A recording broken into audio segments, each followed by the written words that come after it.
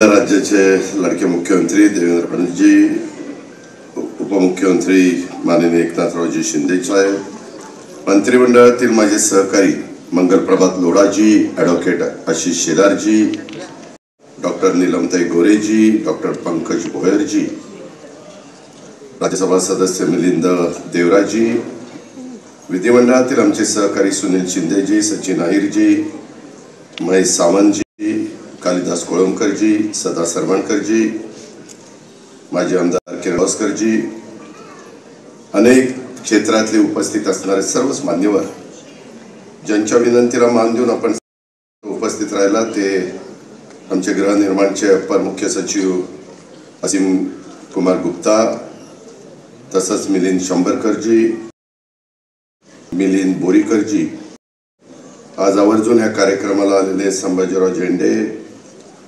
आणि ज्यांना ज्यांना आज सावी देण्याचा इथं कार्यक्रम झाला,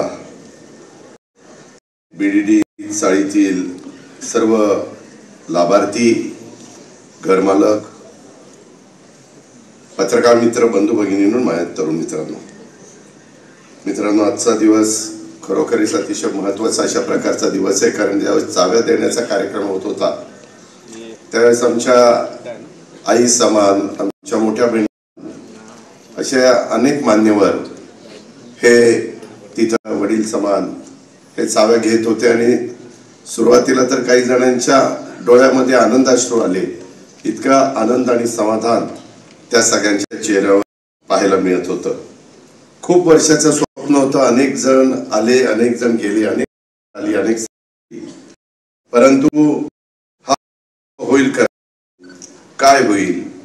आज खरं हे सगळं करत असताना उद्याचा दिवस तर आपल्या सगळ्यांच्या दृष्टीने महत्वाचा आहे, कारण आपल्या भारत देशाचा 79 उद्या आहे.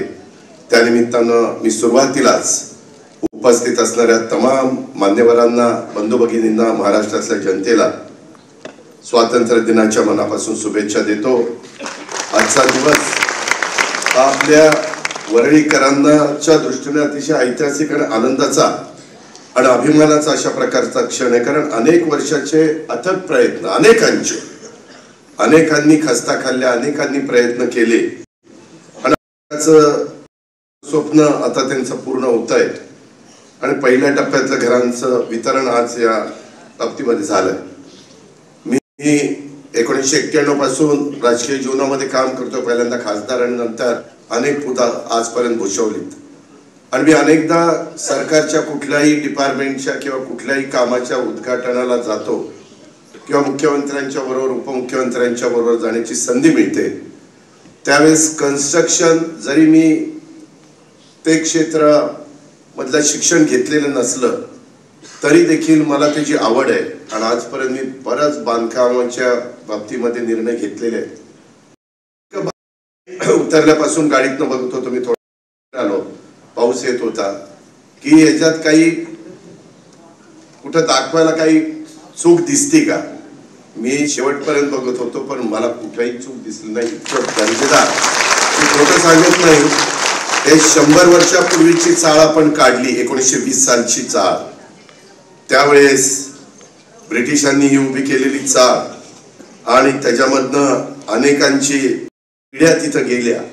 विशेषतः आमचे कोकणवासी हे अनेक जण तिथं राहिले. नुसते माझे कोकणवासी नाही राहिले.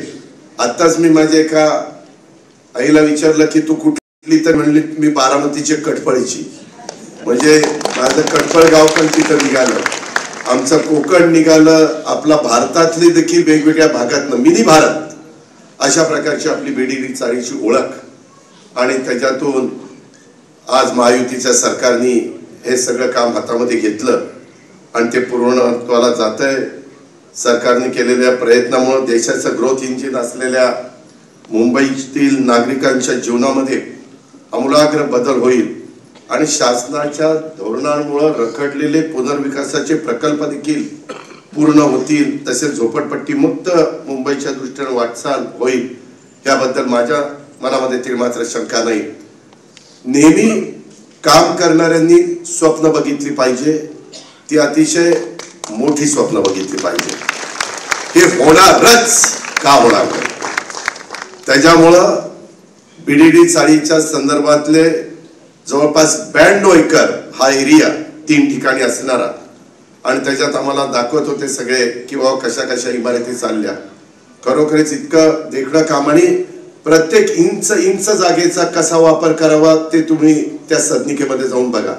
160 स्क्वेअर फीट मध्ये राहत असणारा आमचा मराठी माणूस आता 500 स्क्वेअर फीट मध्ये राहणार आहे. 2 रूम, त्याला बाथरूम अटॅच, एकाला अटॅच आहे एकाला साईडला आहे, आणि त्याच्यात वॉशिंग मशीन ठेवायला पण जागा, डायनिंगला पण छोटी जागा, हॉल देखील त्याच्यामध्ये उत्तम पद्धतीने. आता तर एकाने आम्हाला सांगितलं की माझा 35व्या माळ्यावर फ्लॅट आहे आणि त्याच्यातून पूर्णपणे मुंबईचं दर्शन. म्हणजे अशा प्रकारचे फ्लॅट जरा पलीकडच्या बाजूला तुम्ही गेला तर परवा ऐकलं असेल, नमन बिल्डिंग मध्ये 2,70,000 रुपये स्क्वेअर फीट न फ्लॅट विकला गेला. त्याच्यापासून आपण थोडं बाजूला आहे. म्हणजे इतके चांगले फ्लॅट हे आज माझ्या मुंबईकरांना मिळालेले, एक हक्काचं घर मिळालेलं आहे. जसं सचिन, आपण अनेक वर्ष एकत्र काम केलं, आता तू कुठेही असो मी कुठेही असो, काही काळजी करू नको.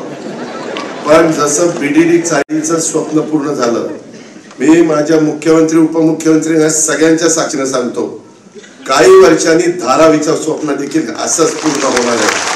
आणि ते महायुतीचं सरकार करूनच दाखवणार, कुणी काही म्हणो, परंतु ते पूर्ण करून दाखवणार.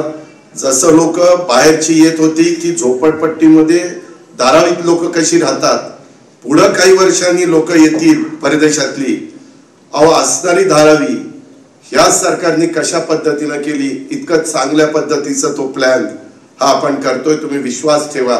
आज जसं आमच्या एका भगिनीनं पहिल्यांदा घर खाली केलं म्हणून तिचा आम्ही सत्कार त्या ठिकाणी केला. कुठंतरी सुरुवात असते, कुठंतरी विश्वास दाखवायचा असतो, आणि त्या विश्वासाला पात्र राहण्याचं काम सरकारमधल्या मान्यवरांनी त्या बाबतीमध्ये करायचं असतं. आणि तेच काम हे आजच्या कार्यक्रमाच्या निमित्तानं झालं. बीडीडी चाळीचा एक तसं बघितलं तर खूप मोठा इतिहास आहे. या चाळीनं संयुक्त महाराष्ट्राची चळवळ पाहिली, महाराष्ट्रासाठी रस्त्यावर सांडलेलं रक्त, वासुदेव बळवंत फडके यांच्यासारखे क्रांतिकारक देखील याच चाळीमध्ये राहिले. बटाट्याची चाळ या पुस्तकातून जे पु ल देशपांडे यांनी चाळीच्या जीवनाचं सुंदर वर्णनच केलेलं आहे. अनेक क्रांतिकारी चळवळी, तसंच मुंबईच्या सामाजिक, राजकीय आणि सांस्कृतिक त्यातील कष्टकाचा अतिशय मोठा वाटा आहे. त्या कष्ट मुंबईच्या विकास आपण किती मजली इमारती आणि टॉवर या ठिकाणी बांधले तरी चाळीच्या भागातून आपण मुक्त होऊ शकत नाही. आपल्या अनेकांच्या पिढ्या त्या चाळीमध्ये गेलेल्या आहेत. संयुक्त महाराष्ट्रासाठी बलिदान दिलेल्या हुतात्म्या अनेकांचं मुंबईच्या चाळीमध्ये होतं. या हुतात्म्यांची आपण नेहमी आठवण ठेवली पाहिजे. उद्या चाळीतून तुम्ही टॉवर मध्ये गेलात तरी आपली संस्कृती ही तुटू देऊ नका. अख्खं आयुष्य आपण या ठिकाणी जगला. हे घर तुमचं स्वतःच आहे आणि त्यामुळे कोणत्याही मोहात बळी पडू नका. माझी विनंती आहे. खरं तर मुख्यमंत्री महोदय, उपमुख्यमंत्री महोदय, अजून आपण साधारण ते घराच्या चाव्या त्यांच्या हक्काचं घर म्हणून आपण देतोय, ते त्यांना करत भले 10-15 वर्षाकरता त्यांना विकता येणार नाही, अशी काहीतरी पुन्हा कुठेतरी हे आपले मुंबईकर आपल्या मुंबईत पाहिजे. आपला मराठी माणूस आहे तो आपल्या इथंच राहिला पाहिजे. अशा पद्धतीनं मी इथं मत व्यक्त करू इच्छितो. एकंदरीतच बीडीडी चाळींना अतिशय गौरवशाली अशा प्रकारचा इतिहास आहे. घटनेचे शिल्पकार डॉक्टर बाबासाहेब आंबेडकर, प्रबोधनकार ठाकरे, साहित्यरत्न लोकशाहीर अण्णाभाऊ साठे, आचार्य अत्रे, अशा कितीतरी महान व्यक्ती आणि क्रांतिकारांचं वास्तव्य हे आपल्या चाळीमध्ये होतं. महाराष्ट्राचं इथं खऱ्या अर्थाने घडतं. अनेक जाती धर्माचे लोक वर्षानुवर्ष एक संघपणे इथं राहतात आणि अशा चाळीचा इतिहास आपण जतन केला पाहिजे. या घरासोबत लोकांना अन्य सुविधा देखील आपण दिल्या पाहिजे. चाळीच्या जागी इमारती उभ्या राहतील पण कष्टकरी माणसाला इथून जाऊन देऊ नका. तुमच्या कष्टाचा ठेवा काही झालं तरी विकू नका अशा पद्धतीने माझी तुम्हाला विनंती आहे. मला एकच सांगायचं, मी फार बारकाईनं तिथं जगवारचे कॉक वापरलेले, तिथं नटबोल्ट मी बघत होतो, कुठल्याही गोष्टी इतक्या चांगल्या क्वालिटीच्या वापरलेल्या आहेत. आणि मी सहज त्यांना विचारलं की किती वर्ष हे टिकेल, ते म्हणले 100 वर्ष हे टिकेल, याला काही होणार नाही. आणि त्यांनी असं सांगितलं मुख्यमंत्र्यांना, उपमुख्यमंत्र्यांना मला, की तुम्ही बाकीच्या पण चाळी लवकर खाली करून द्या. 4 वर्षाच्या आत ह्या सगळ्यांना 500 स्क्वेअर फीटची घरं देण्याची जबाबदारी आमची. आमचा सगळा सेटअप इथं बसलेला आहे, त्याच्यावर कुठं अडचण नाही.